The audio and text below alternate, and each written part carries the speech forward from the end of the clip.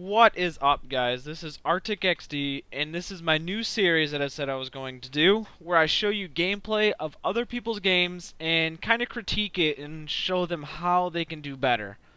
And the first gameplay is going to be by Wizard of Roke, one of my friends. He sent me this saying, hey, it'd be pretty cool if you sent me or gave me some feedback, see what I'm doing wrong, see what I'm doing right. So let's get this going. He's playing a Domination game. And I'm pretty sure he's got like one right there, one friend in this game and a bunch of random people. And we generally know how that goes.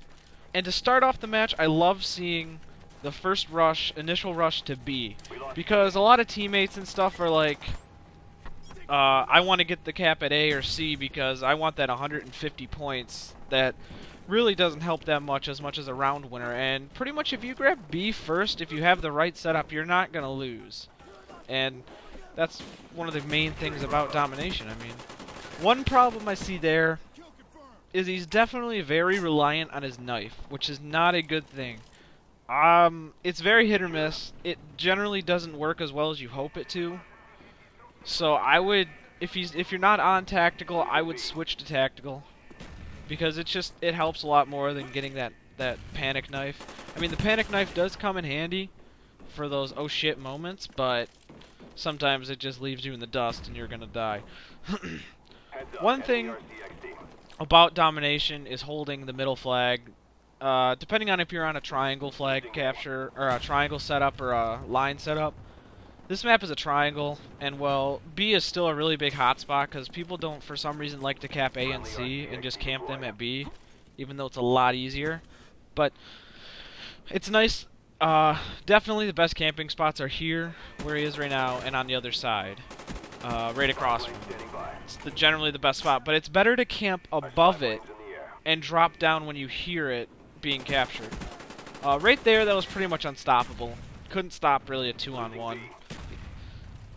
And, well, yeah. Unless he got lucky. Unless he's, I don't know, Grizz. But this part is what I don't like, is him rushing straight into when he knows there's two people. I probably would have went for a flank instead. I mean, it worked out for him, but you can't promise a 2-on-1 every time that you're gonna win a 2-on-1. So, at least that worked out for him. He got the capture, and well, it works. And I really like this consistency, how he keeps staying by B, because if you look at the map, his team is they're not really in this area very much, and they're all going for their kill streaks and stuff. And this part's pretty funny, actually. I watched it, and you're gonna lol. He's got a nice setup right here, but I don't know, he didn't. That one, maybe he was checking his phone. But, shit like that happens. You never know, that guy might have got really lucky or whatever. One thing I don't like is he broke his consistency here. He didn't go back to B, which I think he should, because if you look at the map, there's nobody at B right now. But luckily, he spawned right next to it, which is where he's going to run. And then there's somebody up there just being a fool with his pants on the ground. So, we'll speed through a little bit. And trying to snipe with the AK-74, just a quick tip. It's not really useful. Don't ever try doing it. It's got the biggest drop-off. And this kid just has it in for him. This crossbow guy is just like, I'm done. That's all I'm going to do is crossbow them all day. This part is my biggest thing. If you look, we'll back it up one. He sees corruption, sees him, and then he decides to chase. Chasing is the worst idea in Call of Duty ever. It never works. I can promise you that. Well, not never. I would say about 90% of the time if you chase somebody, you're gonna die. He should have just stayed around that corner, maybe flanked him from the other side, but biggest thing, do not chase. I swear, that's what if you ever learned one thing in Call of Duty, it's don't chase. Because it's like that in most of the games, especially like Halo 2. So if he probably would have went around the other way and thought of that more better, thought of that better, yeah. Let me back up real quick, because this right here, he could have easily just not done that drop shot. He obviously got prone blocked and then no-scoped by the Joker. But he got no-scoped because he got prone blocked. Try not to rely too much on the drop shot. Although it is a very good skill, if you rely way too much on it, it's gonna screw you over in the end with those prone blocks. Just go for the handy old spray or maybe the knife. And this is kind of like a cluster. Kind of like loses himself for a second there and then gets shot in the back. What I think might be the problem is the oh shit moment where you just kind of lose self-control and you're like, oh my god, I don't know what to do here. And, well, that probably went on. And what you gotta try and do is just keep calm at all times. It's a video game. You gotta remember you're trying to have fun. If you kind of lose it, then you're definitely not gonna do good. And, well, you gotta do good in a video game to have fun. Well, not really. Never mind, take that back. I didn't say that. Once again, he took that flank up at B, which is nice. And it's nice to grab B if you're getting 3-cap. The best thing to do is grab the middle flag before the other flag, because if you grab the middle flag, they're going to be going for that, which means you can almost guarantee that they're not going to be going for A or C.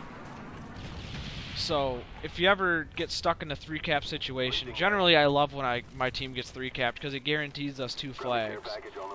And that's a chance spray. I mean, hopefully someone was around that corner. I guess it's better to be safe than sorry.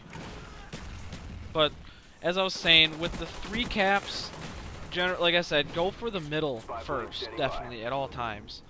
And then go for a spawn flag, because generally they're going to fight over the middle flag before they do a spawn flag, and it's better just to grab that first anyways.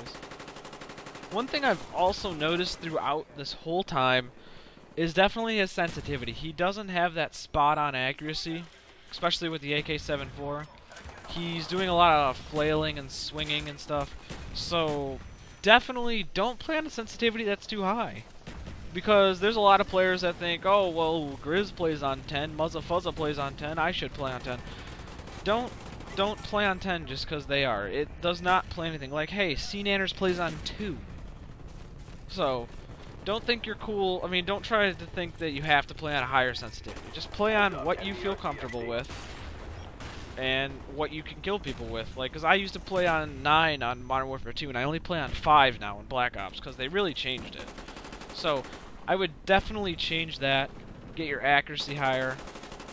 Like, and mostly, the main part about having high sensitivity is that fine-tuning of aim. Like, if he has his sensitivity on too high, and he tries to move his scope just maybe like a centimeter to the left, he might overshoot it a lot, especially in a high-pressure situation where you can't really move the scope just a little bit. And this is where you can obviously tell something is a little wrong with the spawn system, because they have all 3 flags and they're getting spawn camped. There's obviously something wrong with that. And, well, hopefully they'll fix this. I mean, the spawn system isn't terrible, but there's a little few borks that they need to fix. And, well, once you're spawn camped like that, there's really nothing to do except, like this, you'll get spawned somewhere else. Thank God. That could have probably got a lot more ugly. Triple rocket launcher, holy shit.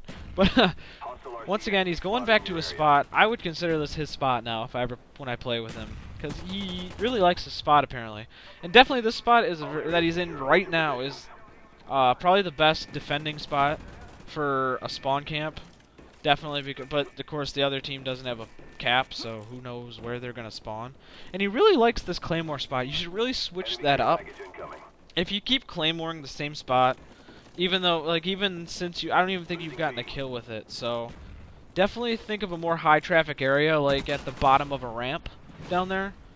Think of protecting the flags more than yourself, because it's domination, not team deathmatch. So try and use those claymores more tactically.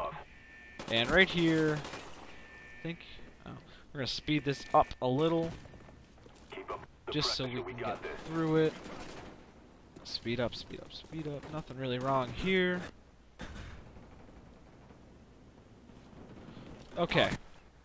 Here is what I mean by the whole spraying, is its sensitivity is way too high. So he just started flailing around, hoping to hit the guy.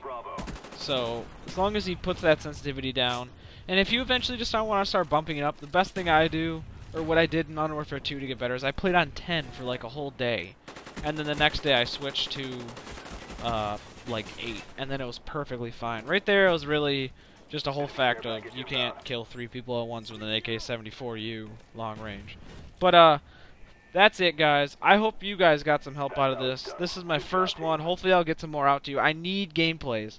No one's sending me gameplays. And I need moderate to bad gameplays. I don't want people giving me 18-0 search matches or anything. So, thanks for watching, guys. Hopefully you got some tips out of here. Peace.